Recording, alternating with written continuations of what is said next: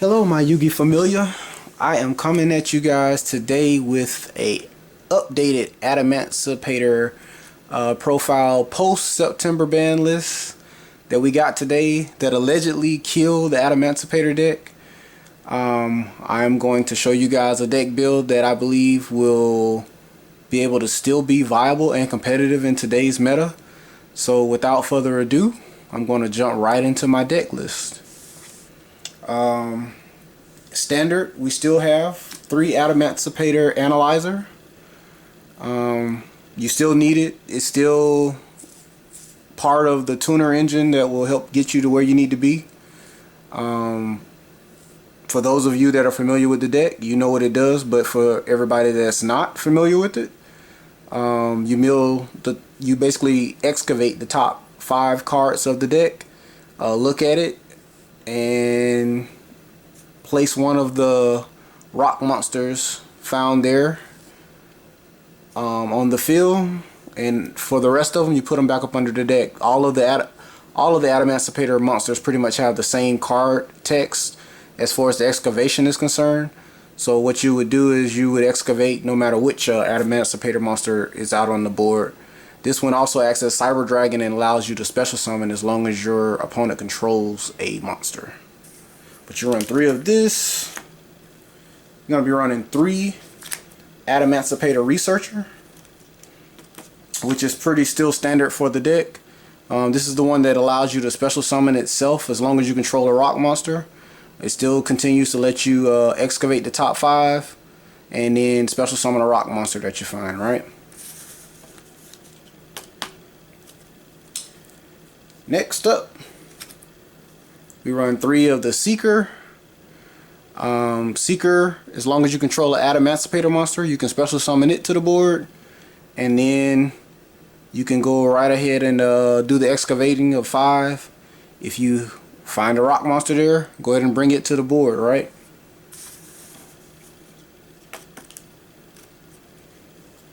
Next, we still run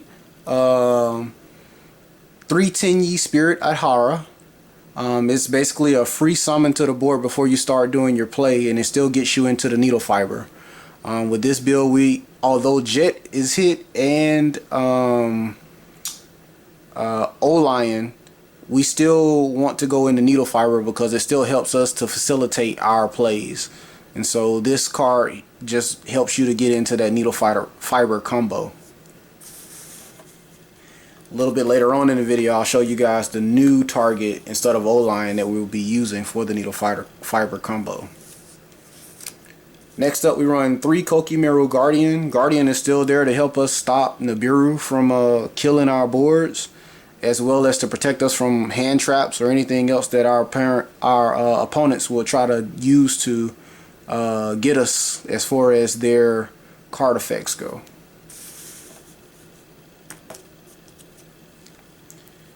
Next, in order to get the Kokimeru Guardian to our hand and to have an extra body on board, we play 3 Kokimeru Supplier.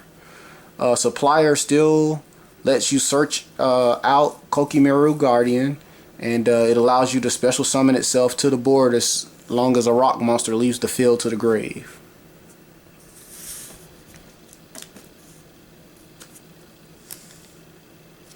We run 2 copies of Ash Blossom for basically to be able to interrupt our opponent's extra interruption. If we go second, you want to have ability to kind of interrupt your opponent and not let them get their full combo off.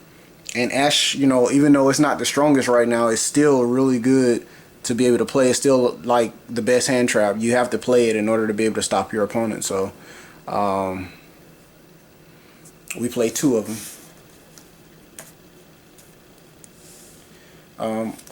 In this build, we're running 2 Gigantes. The reason is because he's a level 4. We're able to special summon him out. He's still rock, and he still goes along with the theme.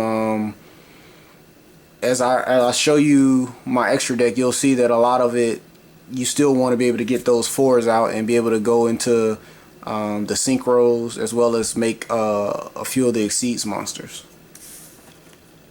And he helps with link ability as well. I mean, he's a free special summon as long as you control have a rock in your graveyard, and you're always going to have a rock in your graveyard because this deck is full of them. So we run 2 Weeping Idols. Now that we don't have Block Dragon, you want to run 2 of the Gigantes and 2 of the Weeping Idols so that you can actually draw into it. Now that you don't have Block Dragon to search all of these cards out, you want to be able to draw into them so that you can still facilitate your combos. And so we run 2 of the Weeping Idol as well as 2 Gigantes.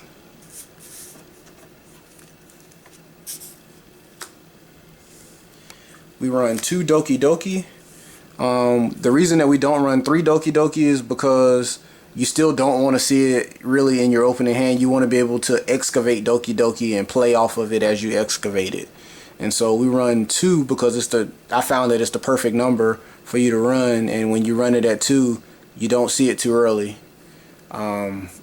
If you do see it, I mean, you can still play around it. You still have another one in the deck, so you don't have to waste your normal summon on this and then get, you know, ashed right off the bat, or Effect Veiler, right? In this build, our new target for Needle Fiber will be Plague Spreader Zombie. Needle Fiber or Halcofibrax, or however you want to go for it. Plague Spreader Zombie is the new target because it's a level 2 monster. It still allows us to go into our level 3 Synchro Metal Marcher, and so because we can still get into Metal Marcher using Plague Spreader Zombie, and Plague Spreader Zombie is able to use his effect to basically bring back itself a tuner from the graveyard, it's perfect for the deck. You search it out of the deck using Halcofibrax or Needle Fiber, and then you're able to go ahead on and go into the Metal Marcher, bring it back again, and then for a third time you can bring it back by using Plague Spreader Zombie by placing one of your rock monsters on the top of the deck. And then if you have a tuner that lets you excavate, or a synchro that lets you excavate, you can basically special summon the tuner that you just stacked on top of the deck using Plague Spreader Zombie's effect. And so all of it kind of works in conjunction. Plague Spreader isn't a rock, but it still helps, you know, facilitate the combo. And so for that reason, we run Plague Spreader now as the new Needle Fiber target. To help with recursion in the deck, I have added back in the rocks. So I've added one of the fire rock, one of the wind rocks, and then I still play 2 of the water rocks. And the reason that I did this is because I think that the synchros are going to be, the Adamancipator synchros are going to be a little bit more integral to the strategy now that we don't have Block Dragon in the deck anymore. The water one still allows us to draw a card, and by allowing us to draw a card, you are able to keep that hand advantage that we're used to getting in Adamancipator. You still won't be able to plus, you know, 3 or 6 off of it, but you will be able to recur it. And it also allows you to recur your synchros once they're in the graveyard. Something that the past decks haven't been able to do after turn 1. Once you've used up your entire extra deck, sometimes I've noticed that in the past it was kind of hard to continue pushing if somebody, you know, breaks your board and then you're trying to play out of it. Well, with this, you don't care about them breaking your board as long as they can't kill you. You can always bring your synchros back and then make them again the following turn. And so it allows you to continue pushing after turn 1. And so that's why I run the 4 rocks. Once they're in your grave, you can recur all of your synchros, all of your Adamancipator synchros. So I think that's very good for the deck. Next up is our spells. Starting off with the spells, I run 3 Adamancipator signs. Signs is basically Monster Reborn for the deck. Previously, a lot of people did not run signs. I find that signs is really good in this deck. Not only does it allow you to special summon back a monster for free, if you bring back a Adamancipator monster, it allows you to stack your deck so that you can put a rock monster on the top.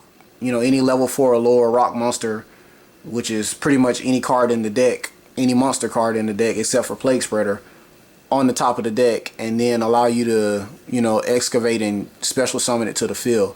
So by playing it, you can choose what you want to put up there.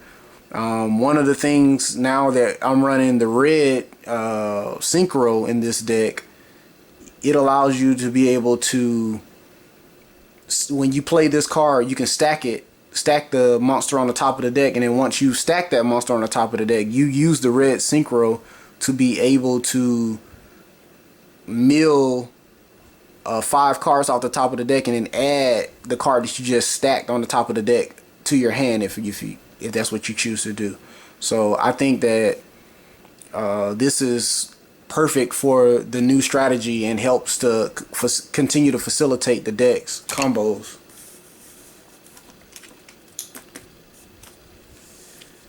The new card that I'm playing is Adamancipator Friends. And so now that we don't have Block Dragon, Adamancipator Friends is not bad in the deck the way that we're running it. And the reason that it's not bad in the deck, although it does lock you into rock monsters, if you hold it until the end of your combo, you get to play basically however many, you get to search your deck for however many rock monsters you control on the field plus 5. So you get to dig in your deck for that many. And if you need to, it helps you get to your Adamancipator signs, as well as one of the other Adamancipator traps that we're running now, since we have the extra space. And so by running those 2 Adamancipator Friends, it helps you to dig through your deck to see the card that you need to really see in order to make your play. We are using the synchro monsters, so there's no problem with us going through the deck to put that extra, you know, synchro after the fact of running these Adamancipator Friends. We do run 1 Foolish Burial. Foolish Burial just helps us to put, you know, whatever we need for the situation in the graveyard. If I need let's say one of the rocks in the graveyard, I can go ahead on and put it in there. If I have the wind monster in the graveyard and I need to get it back for my next turn and I have Foolish Burial, well, I can go ahead on and put the wind rock in the graveyard and then bring back my synchro monster. I can do the same thing with the Leonite rock. I can put him in the graveyard and bring back my red synchro. And I can do, of course, the same thing with my water synchro. Also, it doesn't matter how Adamancipator Signs is still an Adamancipator card. So if I bring back my water rock, I still get the draw effect off of Adamancipator Signs by bringing back my water rock.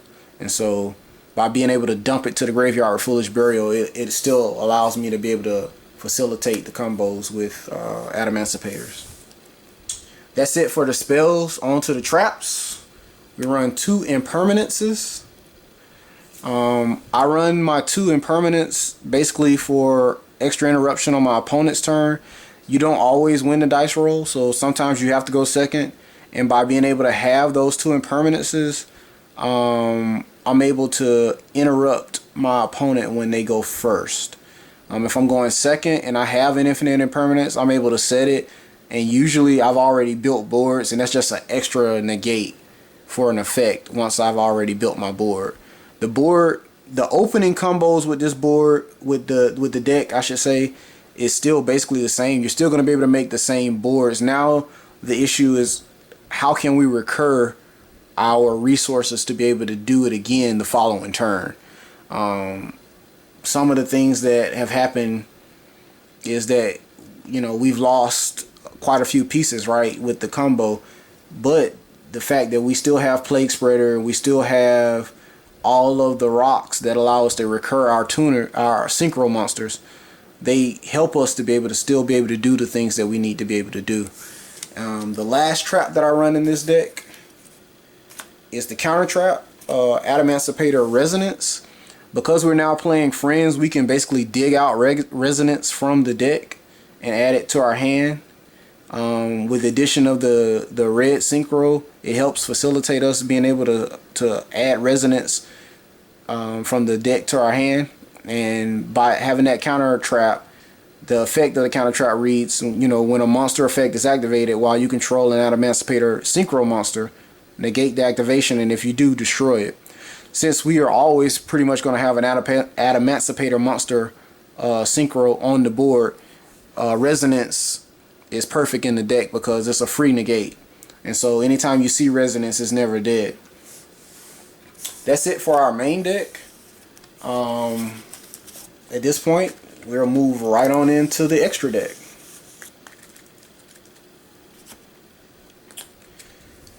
One of the new monsters that I'm running in my extra deck is Formula Synchron. Because as I stated earlier, you can still do the needle fiber combo. Once you bring out your Plague Spreader zombie, you can link off, play the needle fiber, and then go into link cross. And once you get your 2 tokens, you can use the Adhara that we run in the deck. Since we run 3 of them, you can use an Adhara to synchro into Formula Synchron. And when you do that, you get a free draw. It helps you to continue to gain those resources that we aren't able to get back from Block Dragon being banned.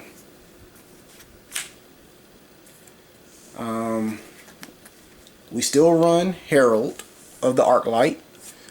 Herald is a free Omni negate, as well as banishment for things that are going from the hand or deck to the graveyard.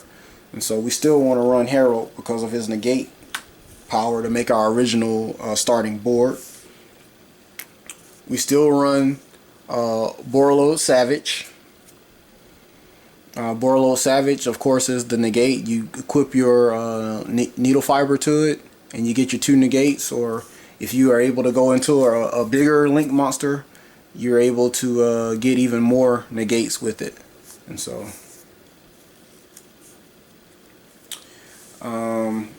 we are also running, synchro wise, Martial Metal Marcher. That helps us to bring back our tuners to make even bigger monsters, bigger synchro monsters. So we're going to run that. For our Adamancipator synchros, we still run 1 Dragite.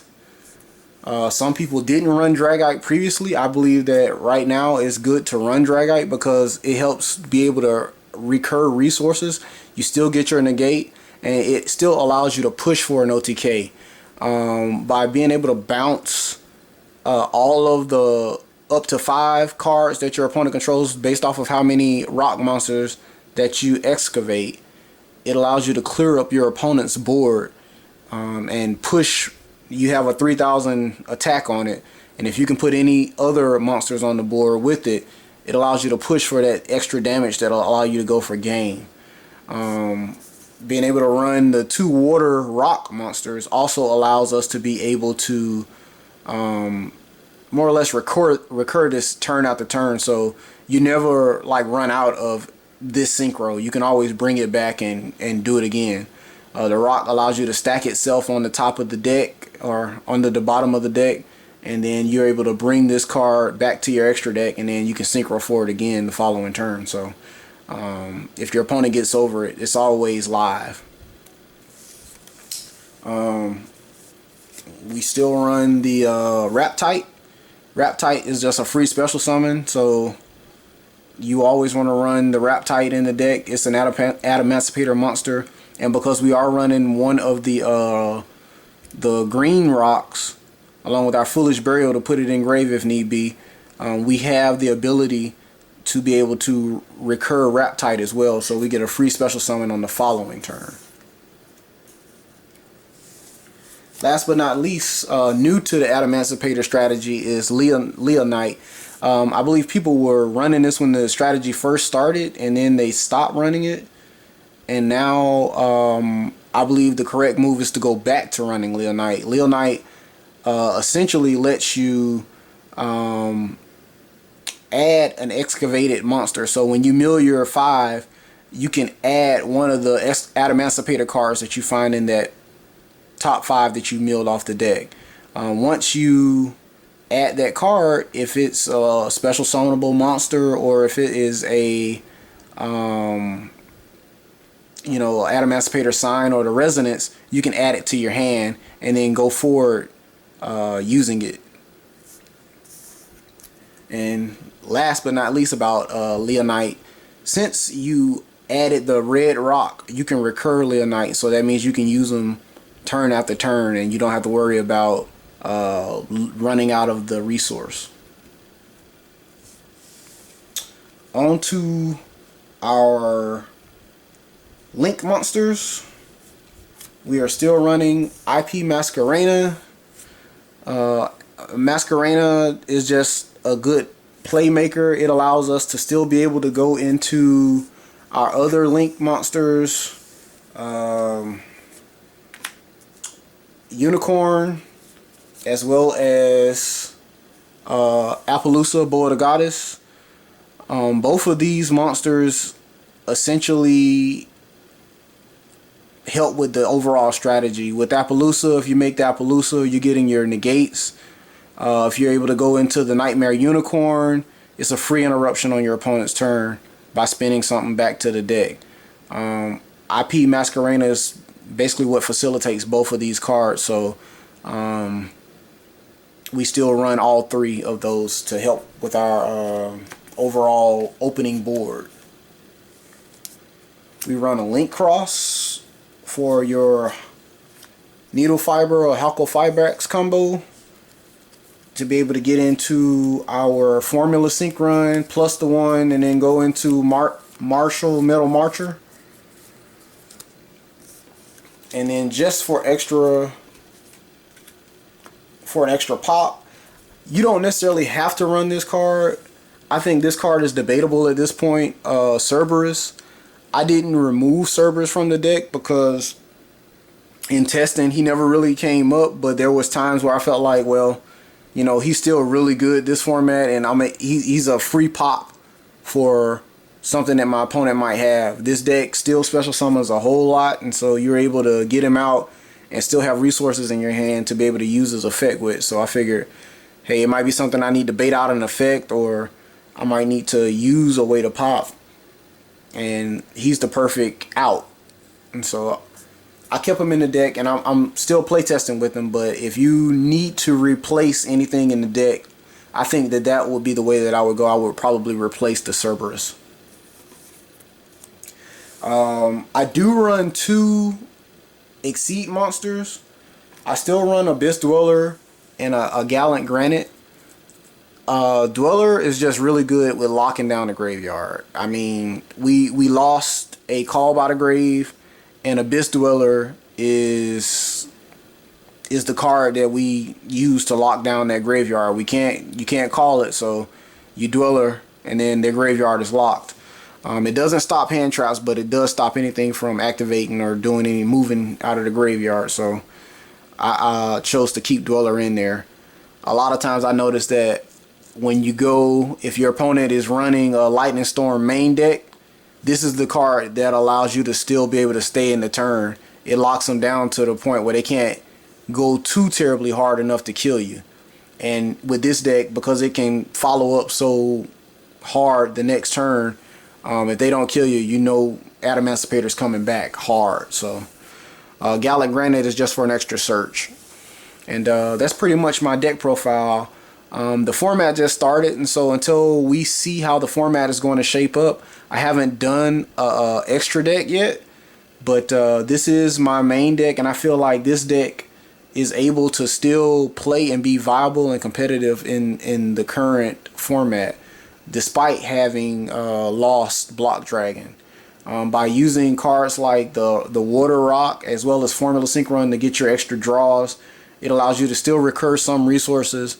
And you know, by playing cards like Adamancipator Friends as well as the 3 signs, it allows you to be able to do resource management to make up for not having your block dragons.